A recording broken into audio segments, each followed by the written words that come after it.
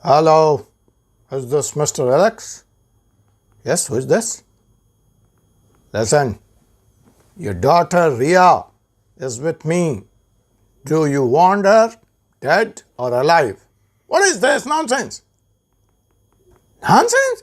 Papa! Papa! Papa, please save me! Papa! Papa! Hello, darling, do you hear me? Where is Ria? Ria has gone to school. No. Ria is in someone has kidnapped her. Oh my goodness, what to do? My dear friends, this is not a scene from film. This is a real danger knocking at your door. Today in this episode of Force Supreme Law International, I, Dr. Ajay Kumar Pandey, Advocate, Supreme Court of India, going to talk about virtual kidnapping. I'm going to talk about voice cloning. I'm going to talk about SIM checking.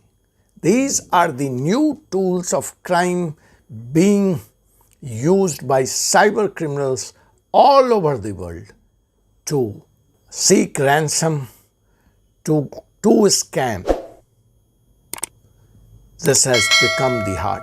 So far you have come across and you have heard and you have been educated about email frauds. You have been about social media frauds, banking frauds, ransomware attacks, cyber espionage, identity theft, click checking and spyware. Now this has gone beyond that. Out of every 100 people on whom these criminal attacks were planned, 85% have suffered and become the victim of it. How this is done is that in this case, the voice is exactly of the person who is calling you. The only missing thing is that he is not there. You have heard so far about virtual courts, virtual classes, virtual yoga lessons and all. This is the new virtual kidnapping, where kidnappers doesn't need to come and physically kidnap you. They manage this with the help of machine learning, AI, ChatGPT, where your entire behavior pattern, your way of talking, your style of talking and your voice, everything is copied exactly the same way. Though through ChatGPT, they know that when the call will be made, how you will respond. And they work with the ChatGPT to improve their replies to your response and they predict, they know that what is going to be your reply. In this distress situation where you get a call of your husband being kidnapped, your daughter being kidnapped, met with an accident, or he is in some trouble, himself asking you for the money, you have no choice. You end up paying. How this is done? This is done by harvesting your data from social media platforms like TikTok, Twitter, LinkedIn, Instagram, Facebook, all. It's not that you are not on the social media, you are not very active, means you are safe. The data can be pulled out even from the government departments, even from the government sites. The prime target of these criminals are the youth who are very much active on the social media, as well as the leading and known public figures who are also there on the social media in a big way, and their data exists in public domain. Now, the worst part of this kind of scam is sextortion racket, where you're not only photo but audio and video, everything is being cloned. According to a report from the US, the per year loss because of the sextortion racket in US is around 2.6 billion US dollar.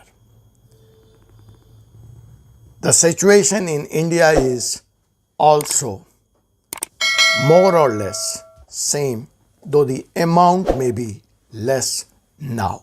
But with this new danger knocking at your door, I think it is high time to take precaution and be aware of this crime. I have seen some cyber experts and TV reports telling you or advising you that when you get this kind of the call and money is being asked, do not give money. Then what you should do? You should make a call on the number and cross-check from the person himself. It sounds safe, but it's not. Because the criminals are far ahead in their design, in their nefarious design.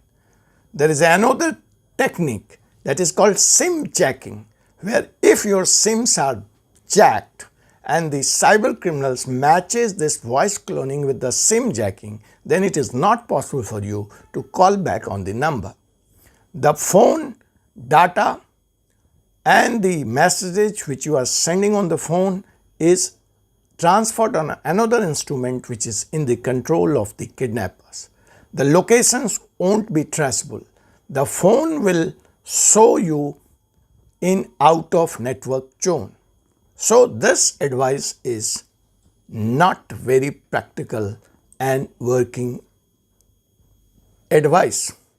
So what is the way out, you would like to know? See, I always tell criminals are far ahead than the security agency. By the time they solve or find out the solution for one crime, the criminals are far ahead. As you have seen that more or less now people know about phishing, people know about email frauds, people know about banking fraud. So this new technique has been invented by the criminals to cheat you, to conduct bigger and scam or to take ransom in huge amount. As I have told you that the success rate of this kind of crime currently in India is 85%. So seems there is no easy way out or there is no safe way out. So I can, from my experience, can tell you the fundamental, because crimes, such kind of scams, such kind of thuggy is nothing new. Since the inception of the civilization, it existed. What has changed is, it has changed its form. But the basic psychology on which such scams operates are two. One is that of greed. Second is that of fear. And the criminals uses these two human weakness in the best possible way. The example of greed, they tell you that iPhone is available for 100 rupees. Just transfer 10 rupees and you are gone. They tell you you have won a lottery of crores of rupees. Just transfer few thousand of rupees and you are gone. This is the example of greed. The example of fear, the drama I enacted before starting this episode, that your son, your daughter is in my custody. I'm going to kill him. I'm going to rape him. Your husband has met with an accident, or I have kidnapped your husband or your wife, etc., etc. These are the examples of fear. In both these situations, the mind loses its control and you are bound to act wrong. So my suggestion to you is that be in control of the situation. Use your presence of mind. I'm going to also suggest some practical tips how to save yourself from such crimes. But before that, I request you to subscribe my channel and also press the bell button to get latest from the legal world and to get the best tips how to live safe and secure life. So one, avoid your social media presence. Minimize it if you can't avoid it. Keep different passwords for your different social media handles. Do not post often. Do not give every update of your social life on the social media. Also, do not share your bank details, credit card details through mobile or social media, and try to keep your data as safe as you can. Be in touch with your near and dearest one also through landline.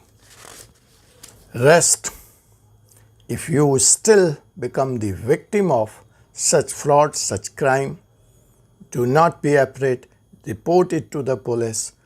There is a national helpline number also, that is 1930, but in my personal opinion, this is not very effective.